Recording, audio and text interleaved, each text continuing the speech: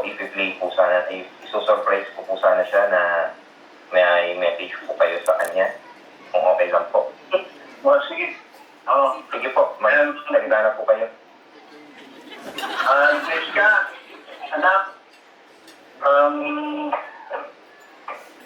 salamat at natupad mo rin yung pangarap mo pagtapos ng pag-aaral at makapag-trabaho ng maayos.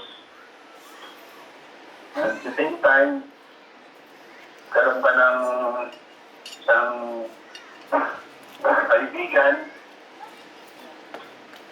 at pagiging katuwang mo sa buhay mo. Sa haba ng panahon na pagsasama mo ng kaibigan at mapapangisama mo si Dom, siguro sapat na yan para naniwala ako na nagbibigyan ka niya ng mabuti, masaya at maligayang buhay.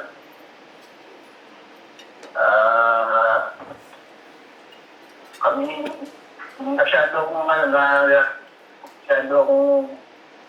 naging abala sa trabaho ko. Kaya yung pag-asikaso sa inyo, hindi ko masyado nagampanan.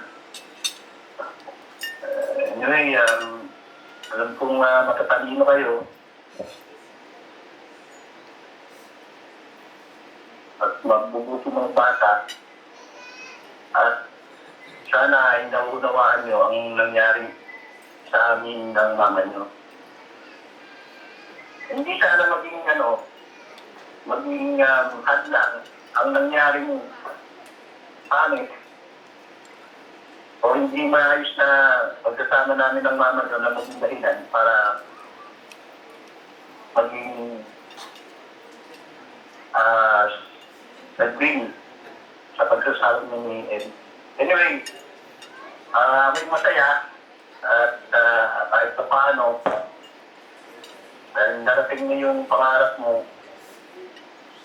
Kahit hindi man ako makakating sa okasyon na yan, dahil yung mahalagang araw na ito na kasal nyo, masaya pa rin ako, anak. At nakikita ko sa mga Facebook nyo, yung magandang na pagsasama din doon, Eric.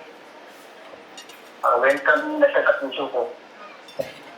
Happy wedding day and God bless you. Eric, thank you ha. Salamat po. Okay lang po, tawagin ko na po kayong papa.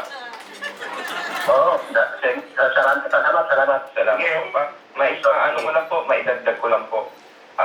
Hiling po ng puso ni Jessica na maihatid niyo po siya sa araw po ng kasal. Pero kung makakarating na pag Kung hindi naman po necessary, kung hindi naman po kung magagamak na mga issue po. Mahalaga po is nakapagbigay po kayo ng mensahe. Malaking bagay na po ito kay Jessica. Papasalamat po ko sa inyo, Papa. Salamat po sa pagkakataon. Salamat po. Thank you. God bless you po.